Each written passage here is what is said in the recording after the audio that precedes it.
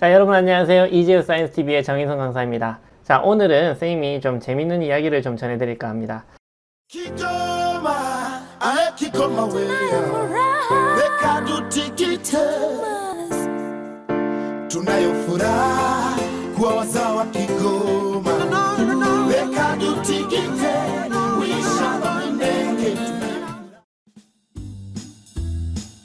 바로 선생님이 2011년부터 2013년까지 아프리카 탄자니아라고 하는 곳에서 생활했던 이야기입니다. 2년 동안 선생님이 그곳에서 생활하고 살았는데요.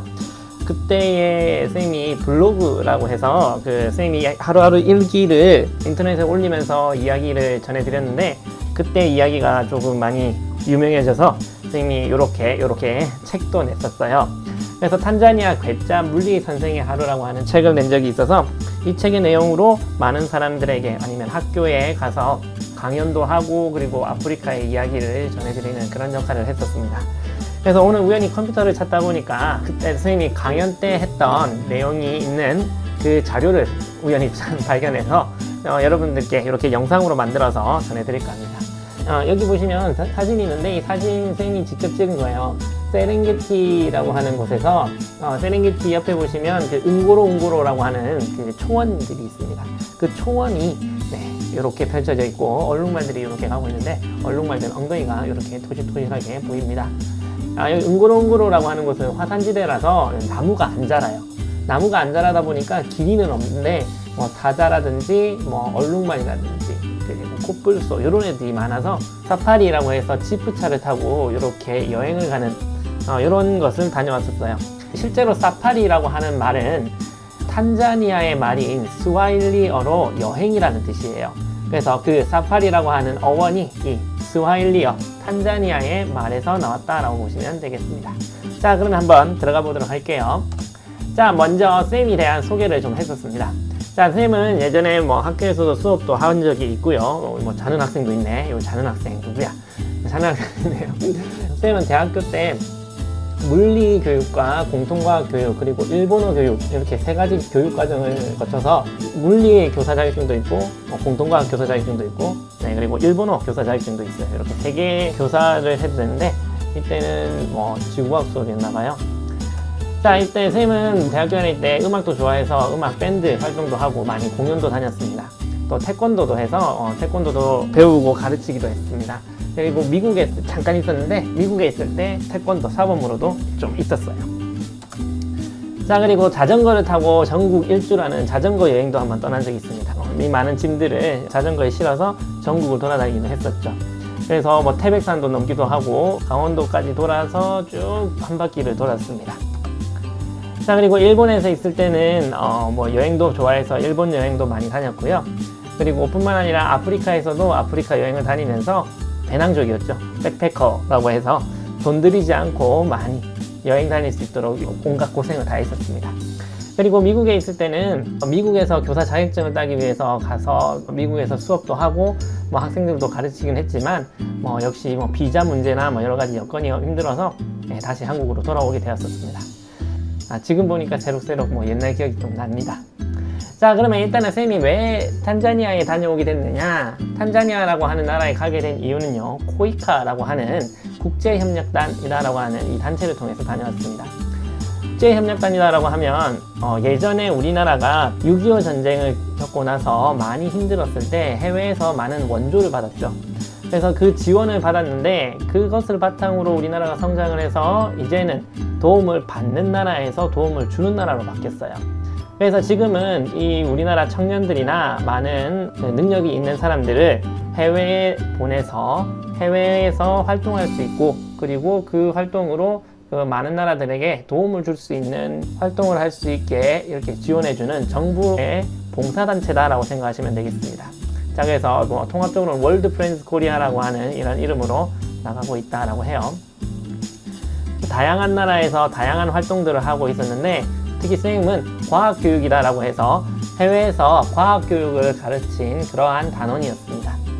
자, 일단 여러분 아프리카라고 합니다. 아프리카라고 하면 여러분 어떤 생각이 드나요?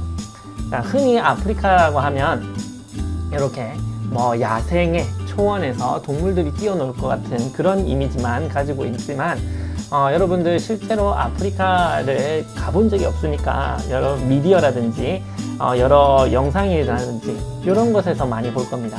그래서 자주 보고 있는 게 가난에 대한 혹은 빈곤, 기아, 그리고 전쟁, 난민 이렇게 안 좋은 얘기들만 많이 들을 겁니다. 자, 이런 것들은 해외 지원을 하기 위해서 많은 후원자들을 모으기 위해서 아프리카의 부정적인 면, 그러니까 안 좋은 면만 먼저 보여주고 동정표를 얻어서 사람들로부터 도움을 줄 수 있게 유도하기 위해서 이렇게 부정적인 면만 많이 보이고 있어요. 그래서 실제로 아프리카라고 하면 여러분들이 잘 모를 수도 있지만 아프리카에는 꼭 이렇게 부정적이고 힘든 것만 있는 건 아니더라고요. 보시면 이렇게 물도 없어서 이렇게 흙탕물 같은 물을 직접 먼 길에서 떠온다 라고 하는 이런 이야기도 들어본 적이 있고, 그리고 또 악어라든지 이런 동물들을 손으로 때려잡는다 이런 얘기도 들어본 적이 있을 거예요. 하지만 이런 것들은 진짜 극히 소수 지역의 일부의 이야기고, 실제로 그 속에서 생활해보면 우리가 상상하던, 우리가 미디어에서 보던 그런 내용들과는 많이 다르다라는 것도 경험할 수가 있었습니다. 자, 일단 선생님이 있었던 곳을 잠깐 소개를 해드릴게요. 선생님은 이렇게 탄자니아라고 하는 곳에서 있었습니다. 탄자니아가 어디에 있느냐? 자, 여기가 아프리카 대륙입니다. 여러분, 아프리카라고 하면 나라라고 생각할 수가 있는데 아프리카라고 하는 것은 하나의 거대한 대륙이에요. 그리고 그 아프리카 안에는 50여 개에 달하는 국가가 있습니다. 자, 그래서 이 국가들을 보시면 탄자니아는 여기 오른쪽 중간쯤에 동아프리카 쪽에 있죠. 케냐랑 여기 소말리아 아래쪽에 있고 모잠비크가 있고요. 또 정중앙에는 콩고 공화국이고요. 그래서 이 콩고 공화국 옆에 있는 탄자니아라고 하는 곳에서 있었습니다. 자, 탄자니아를 보시면요. 탄자니아 지도를 이렇게 쭉 살펴볼게요. 탄자니아라고 하면 일단은 여러분 무엇이 떠오르나요? 탄자니아 하면 제일 먼저 킬리만자로가 떠오릅니다. 킬리만자로의 표범이다라고 하는 노래도 있죠. 그 킬리만자로, 아프리카에서 제일 높은 산이 되겠죠. 킬리만자로뿐만 아니라 여기 잔지바르라고 하는 인도양에서 굉장히 아름다운 섬 중에 하나, 유럽 사람들이 신혼여행으로 가고 싶은 그러한 장소 중에 하나, 낭만과 로맨스가 있는 그런 곳이다 라고 하는 이 잔지바르 섬이 여기 있습니다. 그리고 해저 호텔이다 라고 해서 바닷속에서 숙박을 할 수 있는 그런 호텔이 있는 걸로 유명한 곳이죠. 또 커피가 유명하죠. 여러분들 탄자니아 AA, 케냐 AA라고 하는 이런 커피들도 있는데, 그 커피들이 어디서 나오냐? 여기 탄자니아에서 생산되는 커피가 매우 우수한 커피 중에 하나다 라고 해서 세계적으로 많이 판매되고 있습니다. 또 여기 위에 보시면 호수가 거대한 게 있어요. 빅토리아 호수입니다. 빅토리아 호수는요, 아프리카 대륙에서 제일 큰 호수입니다. 또 무엇으로 유명하냐면 이 민물인 이 호수에는요, 기생충이 많이 살아서 기생충 때문에 사람들이 많이 질병에 걸린다라는 걸로 다큐멘터리에 많이 나온 적이 있었습니다. 자, 그리고 이쪽에 왼쪽에 보시면 여기도 긴 호수가 있어요. 굉장히 길어요. 세계에서 두 번째로 길고요, 세계에서 두 번째로 깊은 호수가 되겠습니다. 탕가니카 호수라고 있는데, 이 탕가니카 호수는요, 위에 있는 빅토리아 호수와는 달리 물이 굉장히 깨끗하고 기생충도 없어요. 가끔 악어가 등장한다라고 하지만, 그래서 여기서 수영도 하고 있고 사람들이 굉장히 좋아하는 호수 중에 하나입니다. 또 이 긴 호수를 따라서 다른 나라로 여행하기도 하고 국경 지역이다라고 해서 왼쪽에는 콩고, 위쪽에는 부룬디, 그리고 오른쪽에는 탄자니아, 모잠비크, 잠비아 등과 같은 많은 나라들이 이 호수를 끼고 국경을 이루고 있습니다. 자, 그리고 또 유명한 동물의 세계에서 볼 수 있는 바로 세렝게티 초원이 바로 여기 탄자니아에 있습니다. 자, 벌써부터 탄자니아다라고 하면 여러분들 알게 모르게 들어봤던 그런 이야기들이 시작되는 곳이 바로 탄자니아가 되겠습니다. 탄자니아라고 하는 나라는 생소할 수도 있겠지만 여러분들 탄자니아라고 하는 나라를 하나하나 파헤치다 보면 여러분들이 알고 있던 그런 내용들이 많이 나올 겁니다. 자, 쌤이 있었던 곳에 대해서 좀 더 이야기를 해주면요. 자, 여기 탄자니아의 지도가 있습니다. 이렇게 생겼습니다. 자, 일단은 쌤이 있던 곳은 탄자니아의 키고마라고 하는 곳입니다. 서쪽 제일 끝에 있어요. 탄자니아라고 하는 곳은 대한민국의 영토의 9배가 되지만 인구는 거의 비슷해요. 그러면 영토는 넓은데 인구는 비슷하니까 사람이 안 사는 곳이 많거나 인구 밀도가 작다고 볼 수 있겠죠. 그래서 사람들이 많이 살지 않는 곳이 많고 초원이 많기 때문에 지역 간의 불균형이 굉장히 심합니다. 자, 여기 다르에스살람이라고 하는 곳이 탄자니아의 경제 수도가 되겠어요. 실제로 정치적인 수도는 도도마라고 해서 탄자니아 중앙에 있지만 다르에스살람이라고 하는 곳은 경제적으로 해외 수출이나 수입이 좋도록 해안가에 위치하고 있고 또 국제공항이 있기 때문에 여기서부터 경제가 시작됐다라고 해요. 그런데 이제 정치적인 문제로 그러니까 전국적으로 균형적인 발전을 위해서 수도를 국토 중앙 쪽으로 옮겨서 도도마라고 하는 곳에 있다라고 합니다. 자, 그래서 이 다르에스살람으로 선생님이 입국해서 들어갔는데 이 다르에스살람 코이카 사무실도 여기에 있었어요.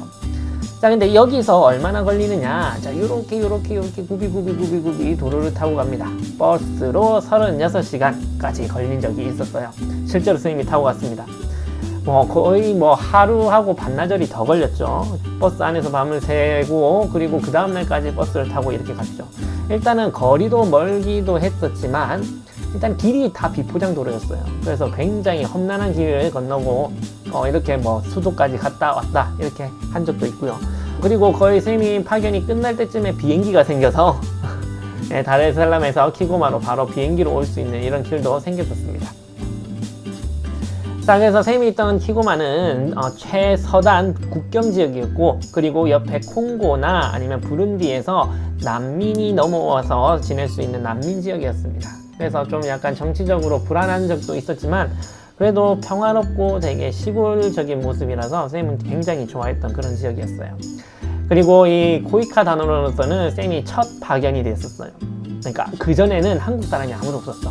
그래서 샘이 들어가서 처음으로 이제 이것저것 찾기도 하고 길도 찾아보고 생활을 하는 그런 터전을 잡았던 거죠. 그리고 무엇보다도 제일 좋았던 게 탕가니카 호수라고 하는 이 호수가 여기 있어서 샘이 자주 놀러 가기도 했었습니다. 자, 샘이 있던 파견 기관은요 어디였느냐, 키찬가추이 중등학교다라고 해서 키찬가추이 세컨더리 스쿨이라고 합니다. 자, 2003년에 개교를 해서 전교생이 약 400명 정도 있었던 곳인데 전교생에서 약 400명 정도지만 실제로 등교하는 학생들은 150명에서 한 200명 정도밖에 안 됐습니다. 나머지들은 집안일이나 아니면 학교가 너무 멀어서 학교에 오지 못했거나 아니면 등록금을 못 내서 학교에 오지 못하는 이런 친구들도 많았어요.